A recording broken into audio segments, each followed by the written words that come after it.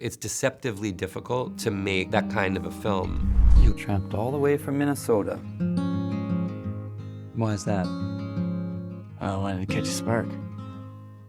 I was very, very passionate fan of that period of time, and I moved to New York in my early 20s and lived in the Village, and I was a little worried, like, how are you gonna approach this? Because these are very iconic people, you know? It's not a plot, and it doesn't try to uncover a whole life. It's an immersion in a time, and it's about what you learn through it. You learn by sitting inside a moment in time instead of through plot, you know, and narrative. It's deceptively difficult to make that kind of a film. And I think Jim, he really succeeded. He doesn't really even come close to attempting to make a life story of Bob Dylan. He really makes a story of a cultural moment. Yes, there's this talent at the center of it, but in many ways it's about the tensions that grew within inside a magical moment. I don't really think he doesn't draw a judgment. Like Dylan has one form of integrity, Pete Seeger has a form of integrity, Joan Baez has a form of integrity. None of them is the bad guy. There are things that are really beautiful, but they don't necessarily last, you know? And I think